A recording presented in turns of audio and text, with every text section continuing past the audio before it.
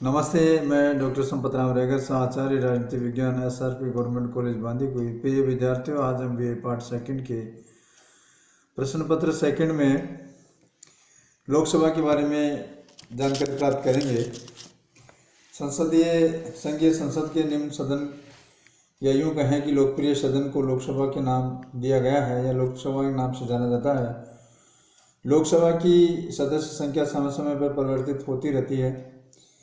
500 से प्रारंभ होकर के इसके सदस्यों की संख्या में निरंतर वृद्धि हो गई है और अब यूँ कहें कि गोवा, दमन और दीव पुनर्गठन अधिनियम 1987 द्वारा निश्चित ये किया गया है कि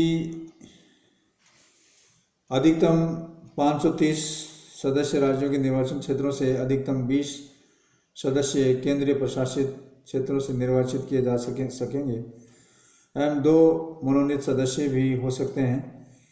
इस प्रकार से लोकसभा की अधिकतम संख्या 530 + 20 + 2 यानी 552 हो सकती है। वर्तमान में इसकी सदस्य संख्या 530 + 13 + 2 यानी 545 है।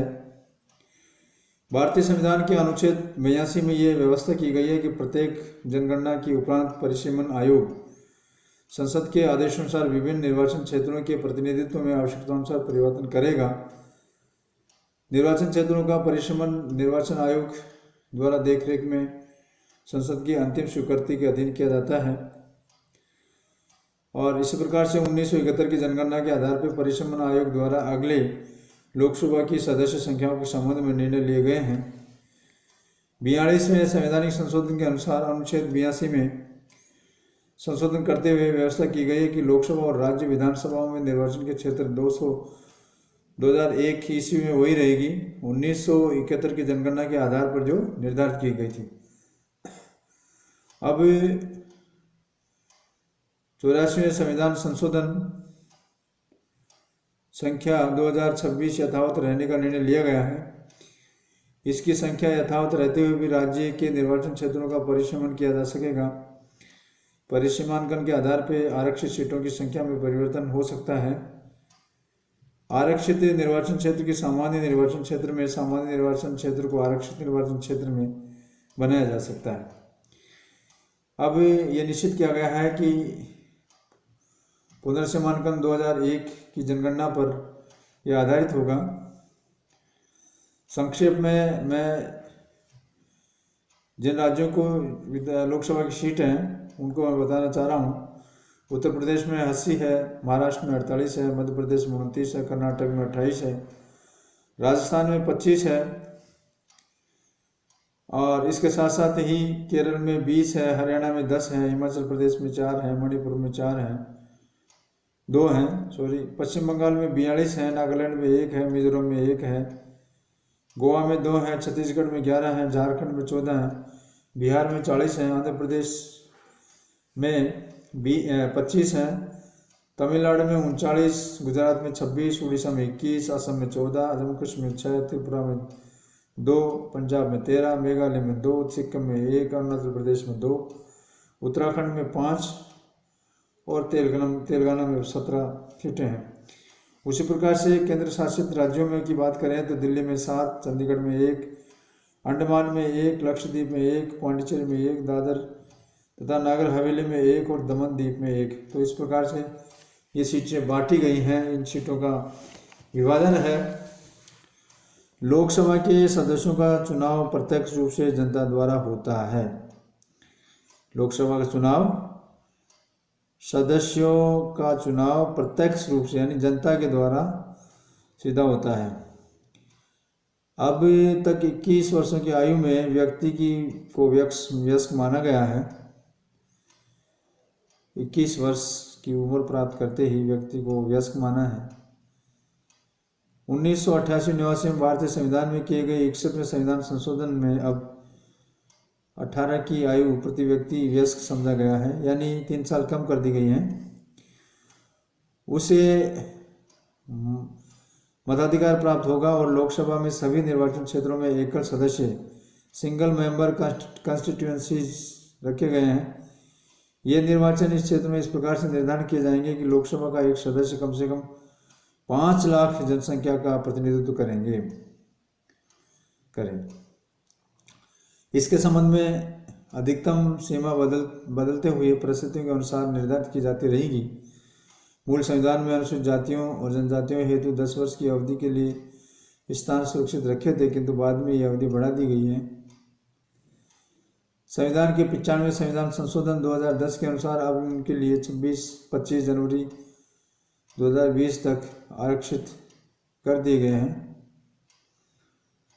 संविधान के अनुच्छेद 81 में यह उल्लेख किया गया है कि प्रतिनिधित्व का अनुपात यथासंभव समस्त देश में समान रखने का प्रयत्न किया गया है, लेकिन यह बात उन राज्यों और संघीय क्षेत्रों में लागू नहीं होगी जिनकी संख्या 60 लाख से कम है। और इस प्रकार से अनुच्छेद 330 में अनुसूचित जातियों और जनजातियों के लिए स्थानों का आरक्षण रिजर्वेशन के संबंध में जो व्यवस्था की गई है वो नागालैंड पर लागू नहीं है, क्योंकि 1971 की जनगणना के अनुसार नागालैंड में 28.6% जनसंख्या जनजातीय क्षेत्रों से संबंधित थी।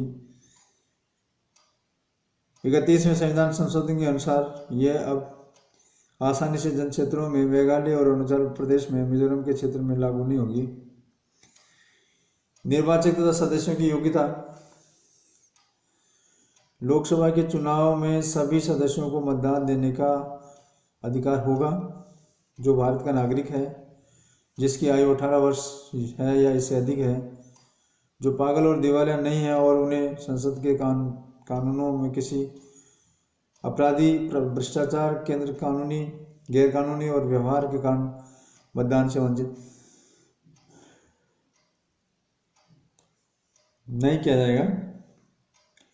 लोकसभा के सदस्य के लिए संविधान के अनुसार निम्नलिखित प्रकार की योग्यताएं होती हैं, जिसमें वह भारत का नागरिक हो, उसकी आयु 25 वर्ष की हो, इससे अधिक हो, भारत सरकार अथवा किसी अन्य राज्य के अंतर्गत कोई भी लाभ के पद पर न हो, वह किसी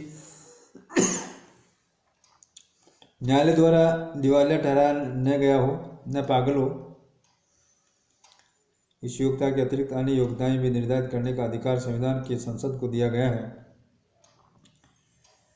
इस अधिकार के अंतर्गत संसद ने 1951 में जनप्रतिनिधि अधिनियम पास कर संसद के सदस्यों की निम्न योग्यताएं निश्चित की गई हैं,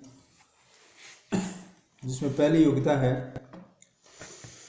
अनुसूचित जाति से संबंधित सुरक्षित स्थानों के उम्मीदवारों के लिए आवश्यक है कि वे अनुसूचित जाति के सदस्य हों।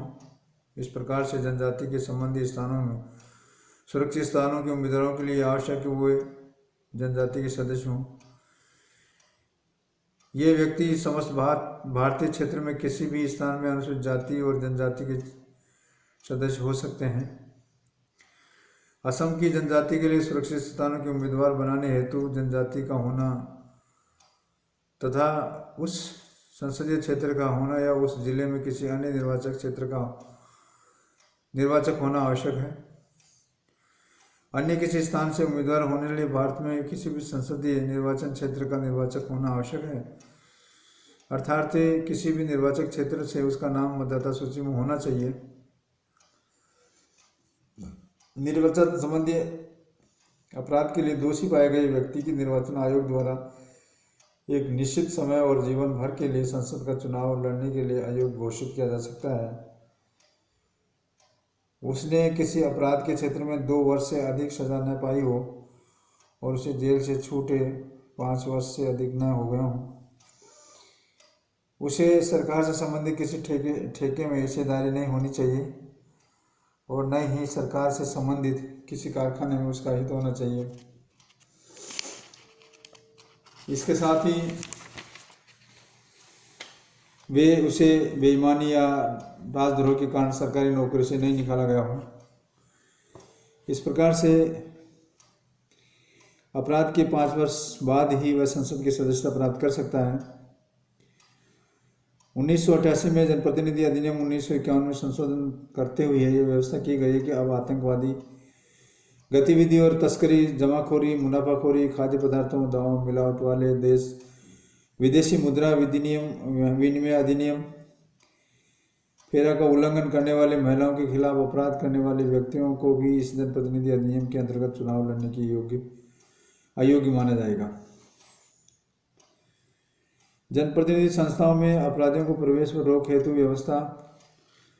आपराधिक रिकॉर्ड से सहित पृष्ठभूमि की जानकारी नामांकन पत्र के साथ प्रस्तुत करना अनिवार्य है। यानी पिछले 30 सालों से भारतीय राजनीति में एक विकृति निरंतर बढ़ रही है, वह है जनप्रतिनिधि संस्थाओं में अपराधियों का प्रवेश होना। प्रबुद्ध वर्ग और जब इस बात की ओर से सर्वोच्च न्यायालय द्वारा ध्यान आकर्षित किया तो सर्वोच्च न्यायालय ने इस बात पर बल दिया कि संविधान का अनुच्छेद 19(1) जनता के उम्मीदवारों को आपराधिक पृष्ठभूमि, संपत्ति, दायित्व और शैक्षणिक योग्यताओं की संबंधित जानकारी हासिल करने का अधिकार होता है। अतः चुनाव आयोग ने 31 मार्च 2003 में निर्देश दिया गया था कि राज्यसभा और लोकसभा और विधानसभा और विधान परिषदों के नामांकन भरते समय उम्मीदवारों से शपथ पत्र निम्न विषय की जानकारी प्राप्त करनी होगी। क्या प्रत्याशी किसी आपराधिक मामले नामजद दोष मुक्ति बरी हुआ हो, हाँ, या उस पर दंड लगा हो, उसे कैद की सजा सुनाई गई हो, ये बात बताई गई है। उसके साथ ही नामांकन के 6 माह तक उस समय क्या प्रत्याशी 2 वर्ष तक इससे कैद योग्य किसी लंबित प्रकरण में आरोपी है या उसमें आरोप लगे जा चुके हैं, अदालत द्वारा संज्ञान लिया जा चुका है, यदि हाँ तो उसका विवरण दे। प्रत्याशी का पति या पत्नी आश्रितों के नाम चल रहे अचल संपत्ति का ब्यौरा दें। उत्तरदायित्व खास तौर पे यद्यपि किसी अन्य सार्वजनिक वित्तीय संस्थाओं और सरकार द्वारा कोई भी बकाया तो उसे उसका विवरण दे। प्रत्याशी की शैक्षणिक योग्यताओं के बारे में जानकारी देंगे। उसी प्रकार से अगला जो बिंदु है वो है कार्यकाल का। लोकसभा का कार्यकाल 5 वर्ष का है। प्रधानमंत्री के परामर्श के आधार पर राष्ट्रपति लोकसभा के समय से पूर्व भी भंग कर सकता है। ऐसा कब कब हुआ? ऐसा अब तक 9 बार हो चुका है, जिसमें 1970, 77, 79, नवंबर 84, नवंबर 89, मार्च 91, दिसंबर 97 और अप्रैल 99 तथा फरवरी 2003 में किया गया है।